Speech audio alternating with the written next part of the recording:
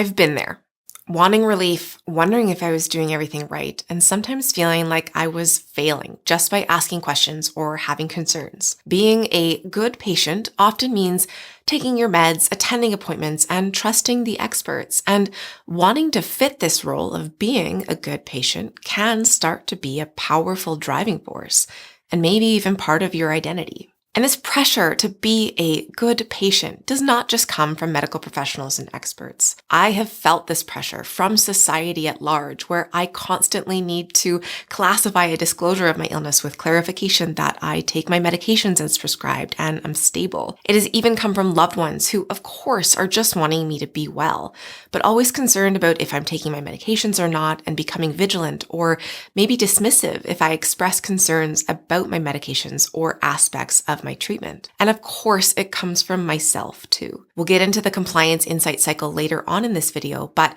my own experiences of how crisis and stabilization often played out also really serve to reinforce the idea that I need to just completely comply to be a good patient. The instinct here to follow the guidance of experts and the medical system to the best of your ability is a good one. I absolutely felt strongly compelled to fill this role of being a good patient. And it served me in that it kept me connected with supports and it helped me to survive at points too. But I realized that it also became a limiting approach. Today, we're going to explore what does it truly mean to be a good patient? And how can we honor medication's role without letting it define our entire journey? From the moment someone steps into the mental health system, there is a bit of an invisible script at play. Trust the experts, they've earned their credentials. Accept your diagnosis. You're told this is part of your identity now. Take your meds as prescribed. No tweaks, no side conversations. Show up consistently, on time, prepared, and compliant. Minimize skepticism. Ask too many questions, and you do risk being labeled difficult. Following these rules can feel reassuring, especially during crises, but it can also leave us wondering, am I a good patient or just a compliant one? So now first, a disclaimer. Medication has saved lives, my own included. It's often the quickest way to stabilize symptoms and to regain safety, and I am not anti-medication. In fact, for many, it's a vital short-term tool. However, for many people, medication is the long-term default, even when someone is feeling stable or doing okay.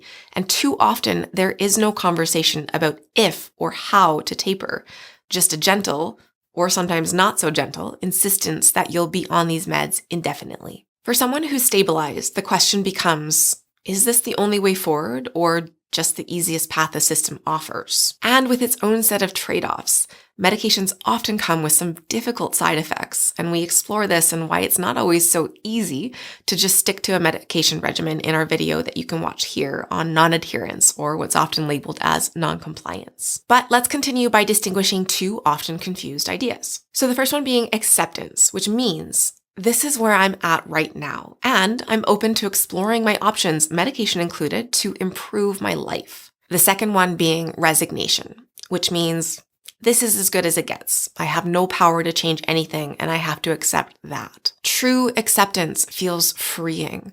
Resignation, often under the guise of acceptance, feels like being trapped. It's really easy to slip from acceptance into resignation when the only option we're shown is perpetual medication without a clear plan to reevaluate, and where the goal often stops at symptom management and doesn't often expand to improving quality of life. Now, let's talk about something we'll call the compliance insight cycle. Many people know this loop well. Crisis, symptoms overwhelm. Compliance phase, meds, therapy, stabilization. Insight phase, I'm feeling better. Is there more that I could do? Questioning, you start to reduce or stop medications or seek alternatives. And then inevitably, crisis returns and the cycle restarts. We are not suggesting that everyone should stop medication. Far from it.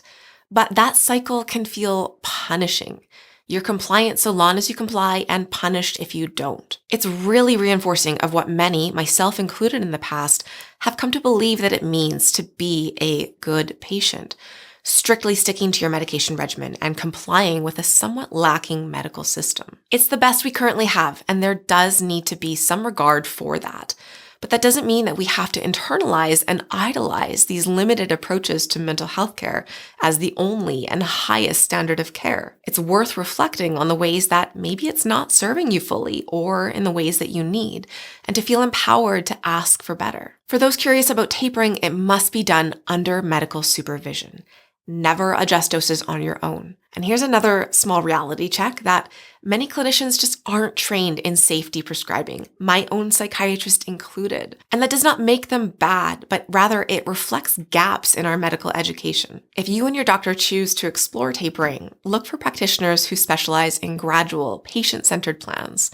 Ask about peer-reviewed protocols, and consider consulting pharmacists or low-dose specialists. Real healing often comes when we blend tools. Medication as a short-term stabilizer, therapy to unpack trauma and develop coping, lifestyle interventions, nutrition, sleep, movement, stress reduction, and emerging approaches. Some explore metabolic therapies like medical keto under guidance, but maybe there's something else that you want to explore too. It's not about rejecting any one tool. It's about building a toolkit that evolves as you evolve. We don't need to get stuck in taking on where mental health care currently is as a part of our own identity and understanding of ourselves. You deserve to define that for yourself and to feel safe exploring it collaboratively with your care team. So, who really benefits from good patients? Systems are designed for predictability and efficiency. Long-term prescriptions are easier to manage than individualized taper plans. Pharmaceutical companies fund research on new drugs, not always on how to safely reduce or stop them. Now, that does not mean that the people behind the system want you stuck, but rather it highlights why self-advocacy matters, to encourage clinicians and institutions to prioritize meaningful recovery, not just maintenance. From my own experience, being a good patient can feel like safety, but it can also keep us from asking, what does thriving look like for me? Medication can and often should be part of that answer, but rarely the only one. If this pressure or pull toward being a good patient resonates, please share your experience in the comments. Let's learn how to be empowered patients, not just compliant ones. I think that is really what makes a good patient. Our channel is full of information on and sharing my experience of exploring metabolic therapies for my schizoaffective disorder, and inadvertently also exploring this concept of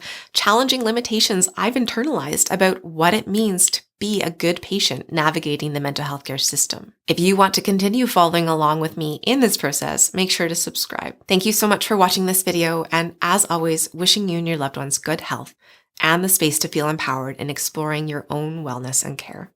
We'll see you in the next video. Bye.